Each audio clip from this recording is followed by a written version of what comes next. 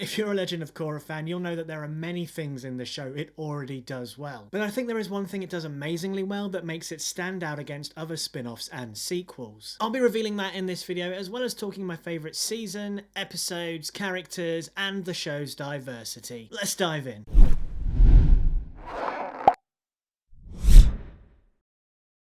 Similar to that of Avatar: The Last Airbender, The Legend of Korra boasted an incredible roster of characters, from the show's lead protagonist to all these compelling villains, all fighting for some different kind of political agenda, as well as a bountiful pool of incredible side characters, both funny and heartfelt all in one. The Legend of Korra had a lot going for it, but it also had this difficult task of trying to hold up a legacy, as well as being something entirely different. But it did do one thing differently that has made it stand out for me against other spin-offs and sequels that are carrying on a great legacy. It grew up with its core audience, and this was something that was incredibly risky for a kid's animation. Like its predecessor, it had this amazing mix of light and dark, filled with colourful humour while also going into darker, more emotive storytelling. And whereas Aang's story used these darker moments more sparingly, I kind of feel they were an intrinsic part of Korra's story. You know, the losses that Korra goes through on a very personal level are incredibly heartbreaking, and that isn't to say that what Aang goes through isn't equal to that. I mean,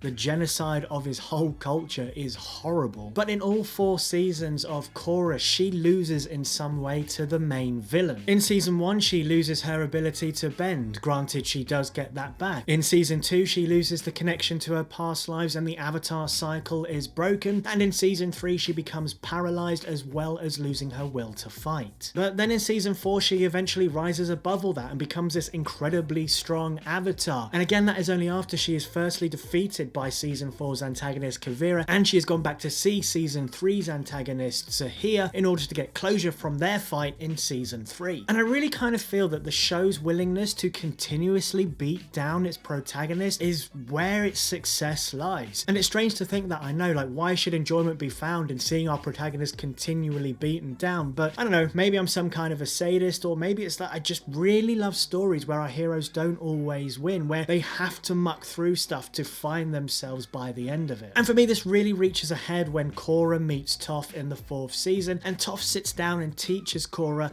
everything she has learned from her past villains. It's here, in this moment, that we see exactly how much Korra has grown. Granted, we kind of know it all along, but we spent the first half of season 4 seeing the protagonist down on her luck, feeling that she's not a part of the fight anymore and not really knowing how to continue. But then when we look back and see all that she has achieved, it's a really beautiful moment to see Korra's realization that, yeah, she has it within her. She just lost her way, and sometimes that happens, but we can always come back from that and grow to be stronger than we were before. It's crazy how, kind of saying this out loud, I've found a deeper meaning with it. Here are my notes, it doesn't get that deep. And of course, also, let's not forget that Korra did defeat Amon. She did defeat Unalaq. She does eventually defeat Kuvira, so she has the power within her. As for here, I'll let you guys decide who really won that fight. P.S. It was the Airbenders. And with these dark moments, one thing Legend of Korra does was that it deals with on-screen deaths as well. Yes, there are deaths in Avatar, but they're so much more ambiguous than they are here in Legend of Korra. I mean, let's have a quick rundown of the characters who do have on-screen deaths in Legend of Korra. We have Amon, we have Tonrok, we have the Earth Queen, we have Pali, we have Minghua, and we have Hiroshi. Whereas in Avatar, we had Admiral Zhao and we had Jet, both very ambiguous. In fact, we learned that Admiral Zhao was in fact taken to the spirit world, and Jet, a bigger unanswered question than Zuko's mum, I feel. So let's move into my favourite season for The Legend of Korra, and it is season 3. For me, it's the only one that really hits the heights of Avatar: The Last Airbender, and I would match it up against any 3 of Avatar: The Last Airbender seasons. Is that a hot take? I feel like that's a hot take. Look, it had the show's greatest villain, Zahir. This guy who is granted airbending due to a worldwide spiritual phenomenon, who finds such a deep meaning and understanding in it, who has a reason, has motives behind everything he does outside of evil for evil's sake. And look, every villain I feel in The Legend of Korra has this, and they all stand out against Fire Lord Ozai from The Last Airbender, but for me, Zahir was just intrinsically more interesting. And with that, we get this real sense of that our heroes could actually lose this one, and I guess in a way,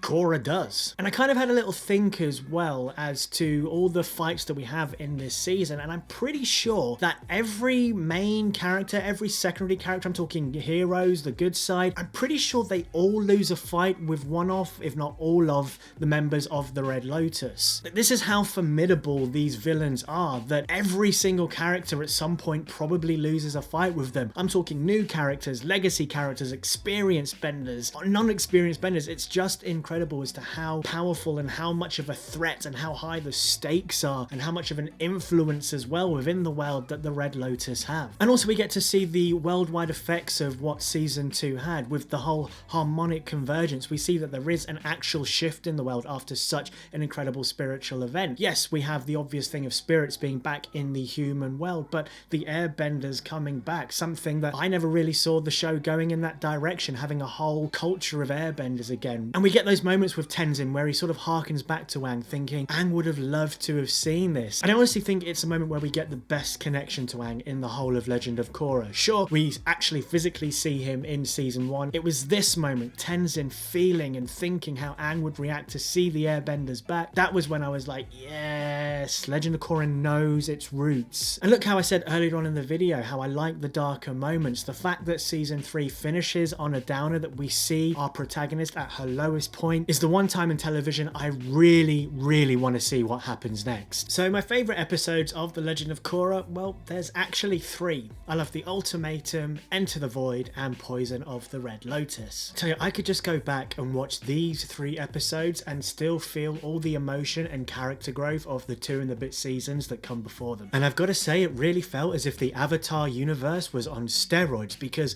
the power levels of every single character are incredible. And then just think of some of the things we get. We get our first Airbender versus Airbender fight in Tenzin vs. Ahir, in which we finally get to see exactly how strong a Master Airbender Tenzin is. I mean, he absolutely bosses that fight until, of course, it becomes a 4-on-1, and then who's ever going to win a fight like that? We have 2 characters unlocking bending forms. Bolin unlocks the power to lava bend, and Zahir unlocks the power to levitate or fly. Jinora completely levels up in this as well. Korra proves exactly how strong she is when in one fight she's able to hold her own while chained up, hands to feet, and hold her own in another fight when her whole body is coursing with poison. And please don't even get me started on the visuals and the music for the final fight between Korra and Zahir.